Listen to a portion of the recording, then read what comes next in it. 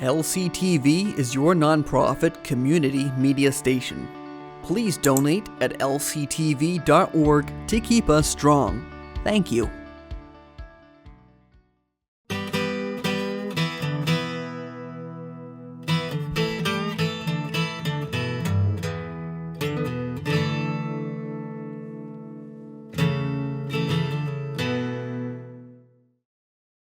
Hello, ladies and gentlemen. Thank you for joining me on this week's episode of Talkin Town Talk. My name is Toby Clarkson. I'm a senior at Lincoln Academy.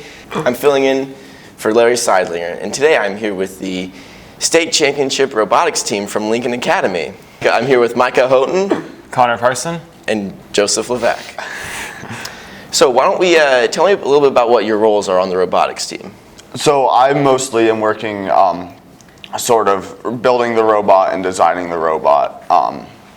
And a bit of helping Joseph with coding, but it's mostly just building and designing.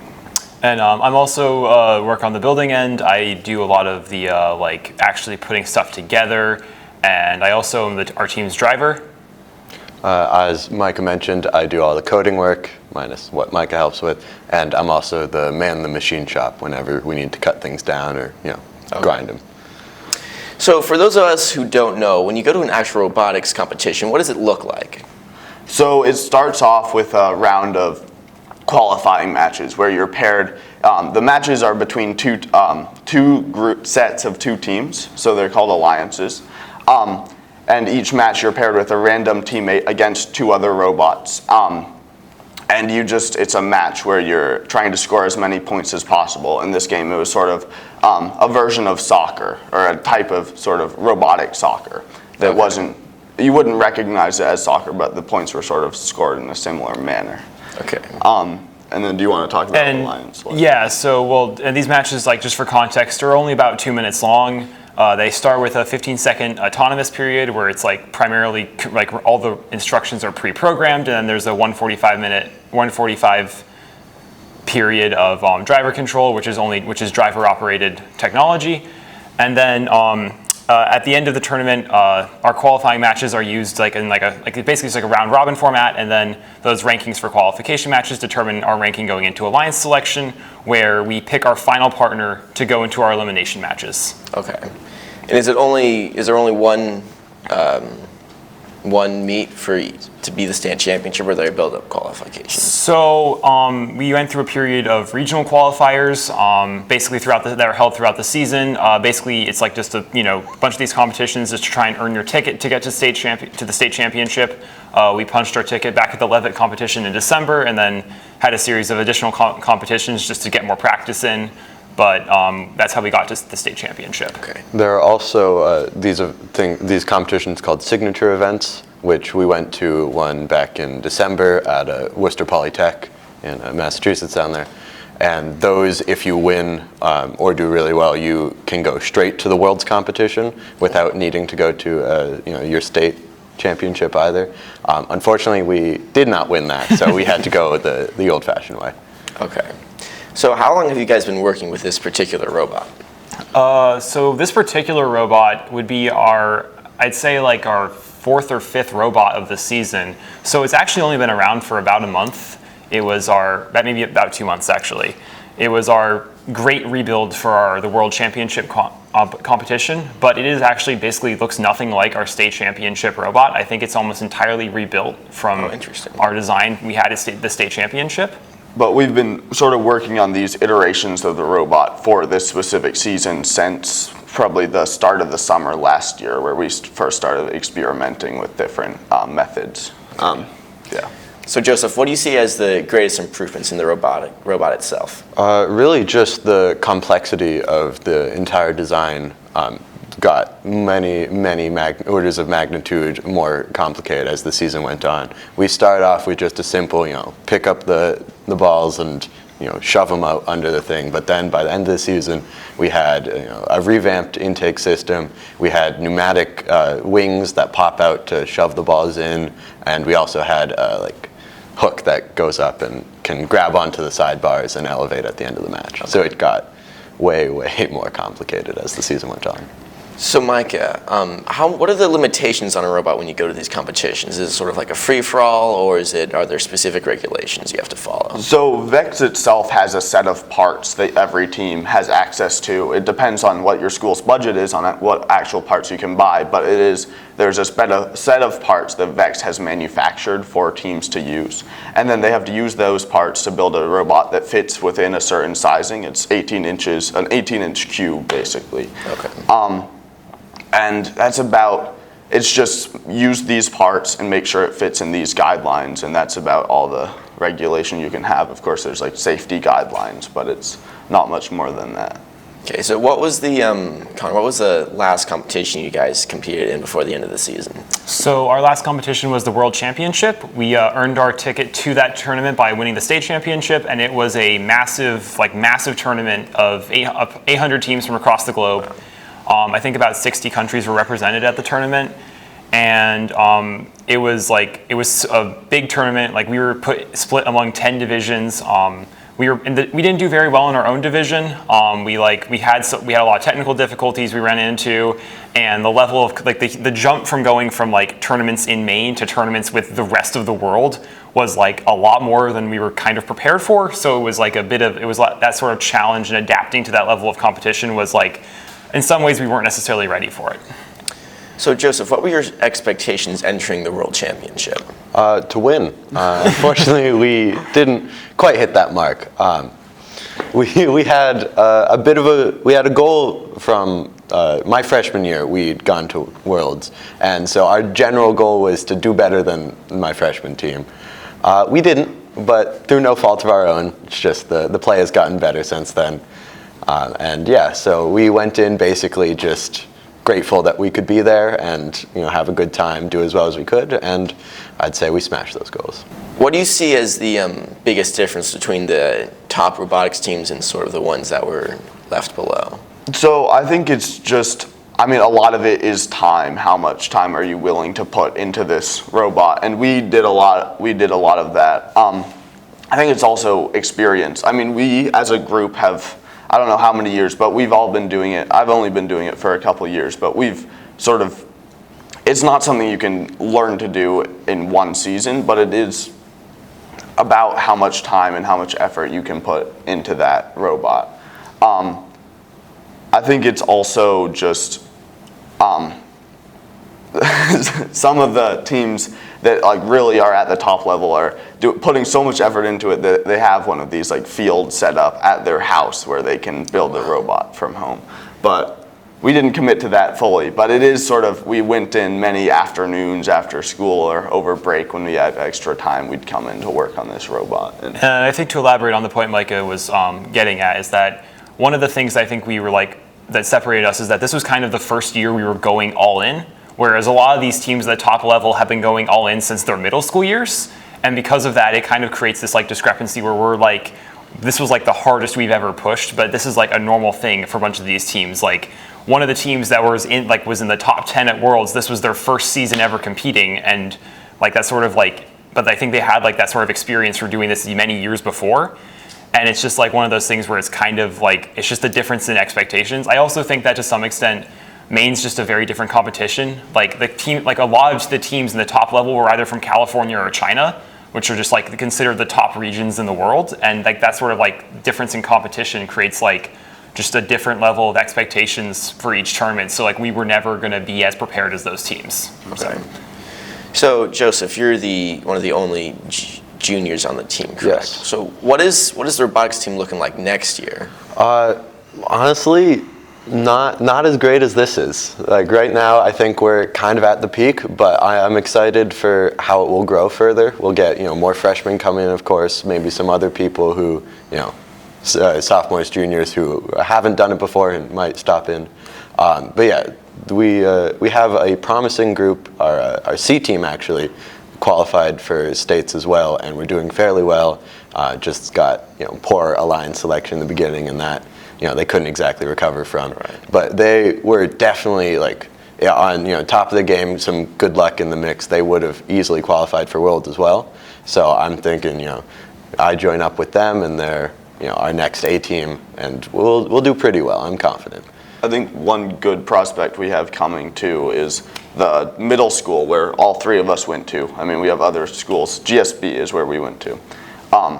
We have other schools that come to Lincoln, but that school specifically is starting a robotics program. I think it's just Lego robotics for now, but that's still a good experience to have kids interested in robotics and like designing robots coming into this program.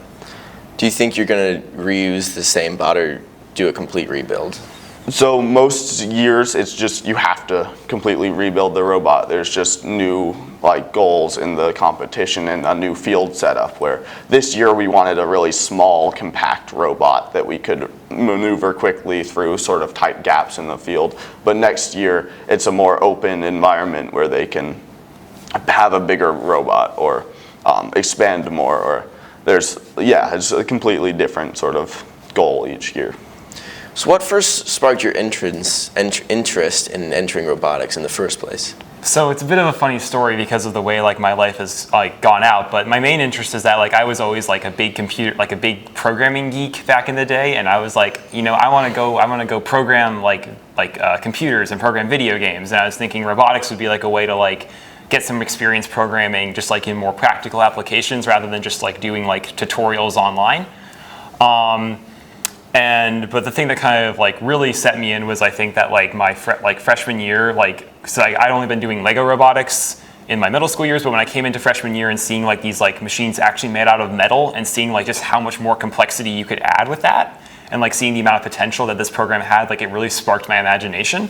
And that was kind of what like got me really invested in just like the successive years of like seeing more and more insane machines in competitions just got me more and more like just fascinated with these machines. What about you, Joseph? So I've come from a very STEM proficient family, let's say, with both my brothers being in STEM fields or in school for STEM fields, and my mother being math teacher and the coach of this whole team. So it seemed like a natural progression for me to also join up in some sort of STEM endeavor and become a member of the robotics team. I can't build for crap, really. It just it doesn't make sense in my brain, but I can type out code as easy as anything. So that's why I've slotted in as my role. I'm not. I don't feel like I have a specific reason. It was just sort of I was looking for something to do my junior year, and I had already I'm already friends with Connor and Joseph, and I knew some of the people on the team, and it was just something I was interested in, and it's really grown to be a big part of school for me this past few years. Is the robotics competition, is that something that will continue in your college life, or is it more of a high school experience? I think for me, it's going to probably end in high school. I'm really glad to have done it and gotten the experience I have out of it, but just the college I'm going to doesn't have a robotics program similar to this. I might come into my general career if I go into engineering or something like similar to this, but it's not currently in my plan. And on the polar opposite of him, I'm actually like very much planning to try and go into like as like a side hobby, go into robotics competitions. Like I'm already kind of like I'm going to a school that has like a combat robotics program, like as like just like part of like the club system. Like they even have a team that goes to BattleBots every year, and like that is something I'm kind of looking into trying to go forward into my future life as like as like a thing I do in addition to whatever career I go into. Okay.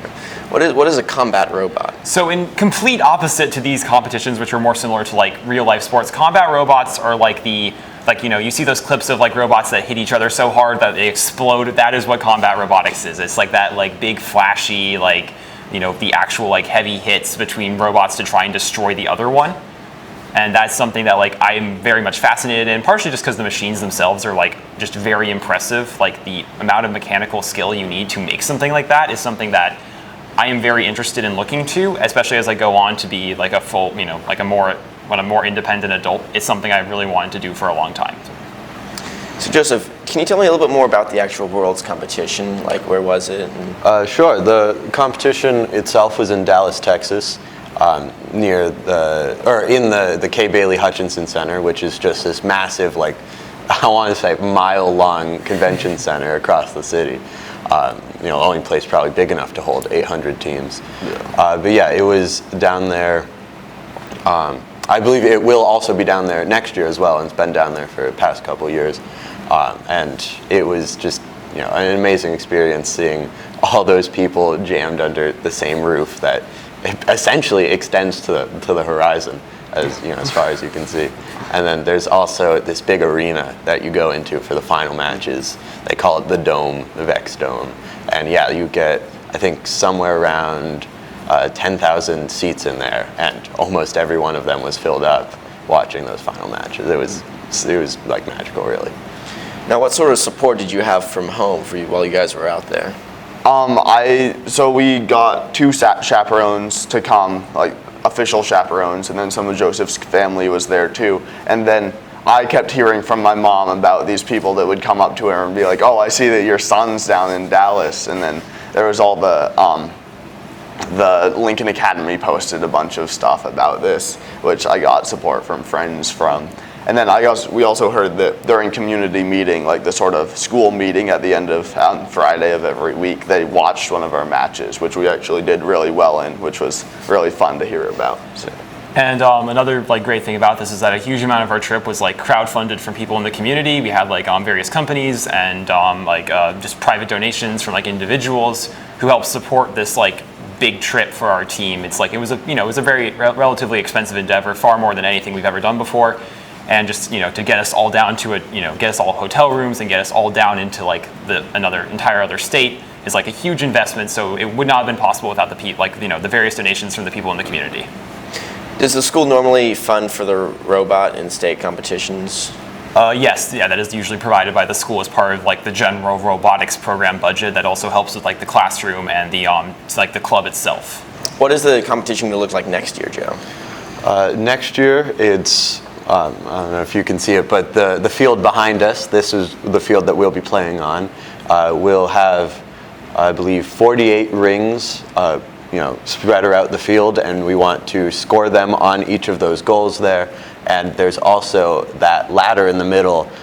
There's a mechanic where you want to climb up it to gain, I think it's 3, 6, 12 points, depending on which zone of height you're in. So yeah, it'll be a completely different setup than this year. You'll want probably bigger bots, heavier, more torque, so that you can win shoving matches with one robot on each side of the mobile goal there, trying to pull it to each side. And you'll also have some very clever mechanisms for climbing. So do teams at these big competitions, do they all sort of follow the same format where the robotics look the same and it's just the complexity and material that's different, or are there just completely different approaches to the problems at hand? Yeah, so this season was one that there was a lot of different strategies. So while we took the approach of we're going to try and have the ability to both quickly shuttle tri-balls across the field, but also hang in a variety of ways. One of the main approaches that was entirely different approaches that teams were building their robots so they were really flat to the ground, so they could go under the goals and remove the balls out from under the goals. And that was a very popular, that was a strategy that completely turned the tide. I don't know if a team actually won with the strategy. I don't know who the final winner. I don't remember who the final winner was overall, but it was a very successful strategy that got a lot of teams to the final dome, because that sort of ability to completely remove points from other teams was very powerful at the top level of competition, where every point could be the difference between winning or losing. There was also our hang was sort of like a claw. Which at the end of the match you're trying to climb this sort of structure up as high as you can. So we had sort of a claw that could latch onto a bar and then flip us up to get up higher. And that climb, there were some other teams that were using that. There were also teams that were using these pneumatic pistons to clamp up on horizontal bars and get high. And then there were teams that had these huge, large arms that hooked onto the top of these vertical poles and just winched the whole robot up 20 inches high into the air. So that was one of the other big variations in the robots. Do you guys get a downtime in the school year between this year's and next week's competitions, or do they just throw you right back into it once you're done with the World's competition? So that's one really fun part about the World's competition that everyone enjoys is at the end when all the final matches are going on, they reveal the game of the next year, which is a really fun part for all the teams involved. It's a really exciting moment. And I mean, you can just start designing your next robot right after they had announced that game. We started a couple months later. In past years, we haven't started until the start of the next school year. So it's sort of like some teams, the most competitive teams are usually starting right then, but it depends on sort of the program and the people involved, I think. How much are you guys able to talk to other teams during the competition and sort of like learn from them or create contacts? Yeah, there's a very widespread sense of cooperation amongst essentially all the teams. So like you can go and walk up to a team and strike up a conversation, and they will always be really happy to be like, oh yeah, this is our mechanism, this is how we tackled this problem, and here's our coding solution that was a bit different this year. And like everybody's just super excited to have made this and be able to share with like-minded people who will also be excited of what they've given. And that extends even to like if you walk up and you're, hey, I need a C channel here.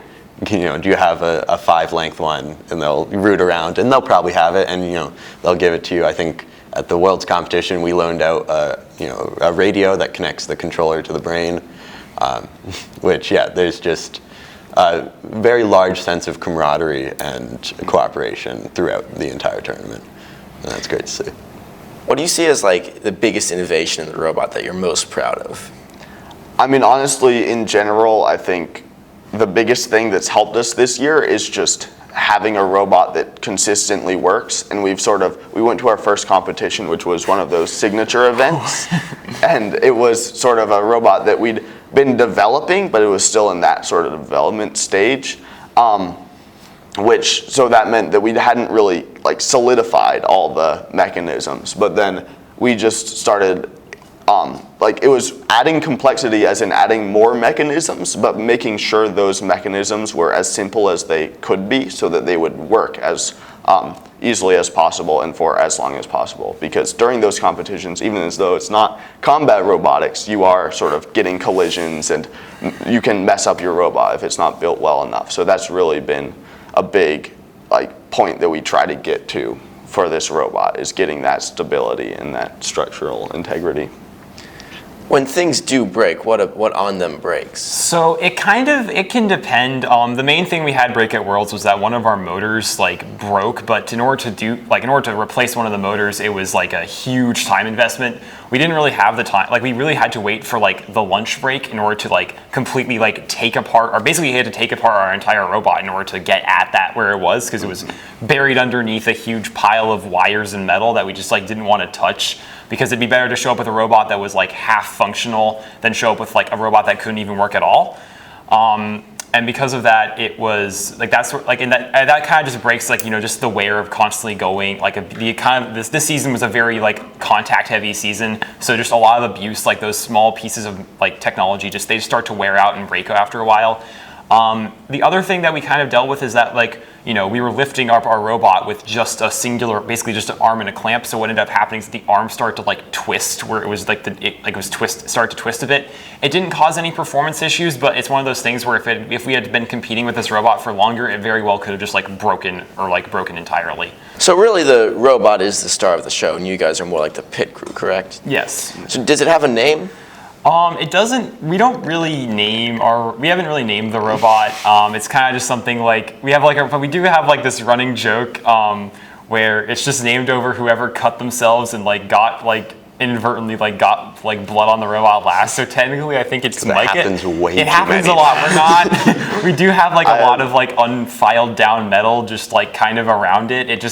It's one of those things where it doesn't come up enough that we're willing to put in the we don't necessarily file down metal all the time after we cut it, so there's these sharp edges and stuff, and if we're rummaging around to try and get wires, we might cut a finger or cut our hand on it somewhere.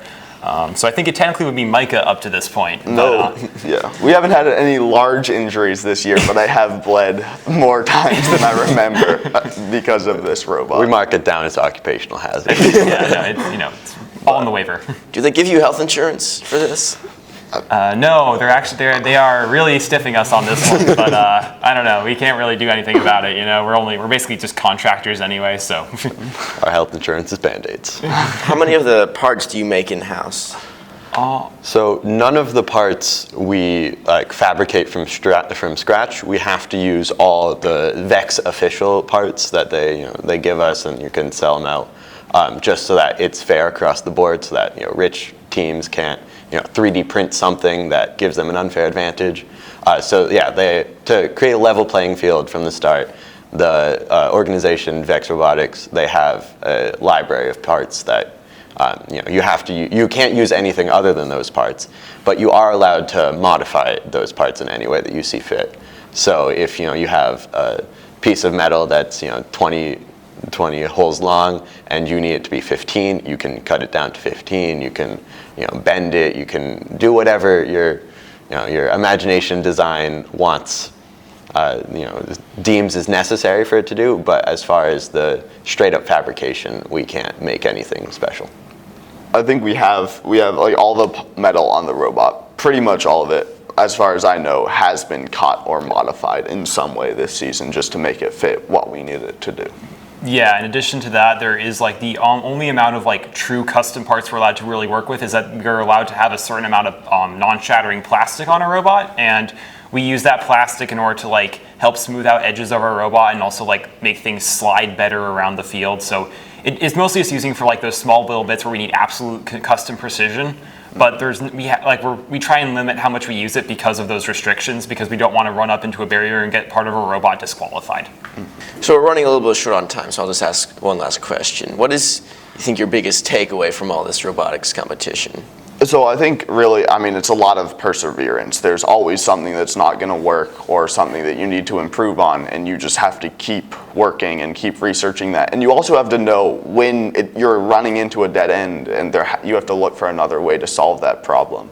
And sort of also communicating what you're trying to do and figuring out how to fix that with your teammates is also a big part of just figuring out like exactly how to describe something, and it really helps with sort of those technical communication skills and also perseverance through those technical difficulties. I would say my biggest ability to persevere, like my biggest takeaway was honestly like just like the community of engineers that there are in this world, just like the ability to go talk to other teams and just go say, hey, what have you been doing this season? Or just like talking to the other teams in Maine, just like in between competition and just chatting about how things have been going. Like you kind of realize that even though like engineering can kind of feel a bit like somewhat isolated because it's really only just us working on this robot, there is like a broader community out there that really does like care about these, like the development of this technology.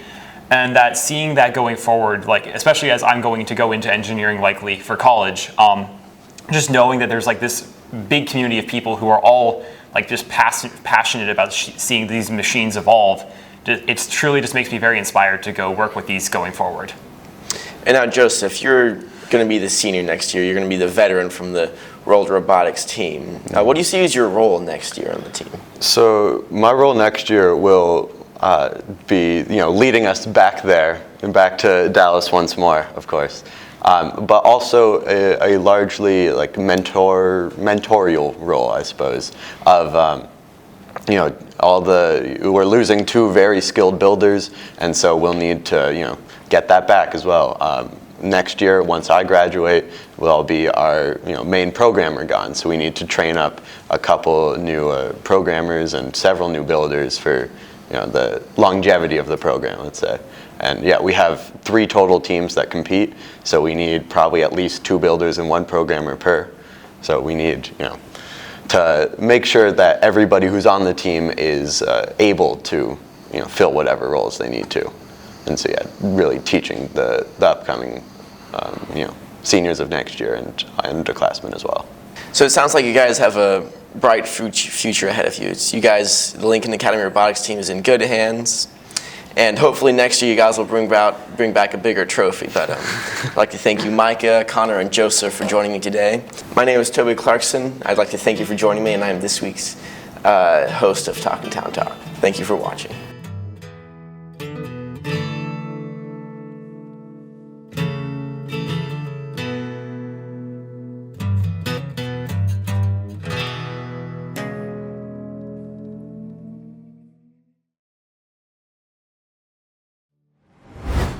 LCTV is your nonprofit community media station. Please donate at lctv.org to keep us strong. Thank you.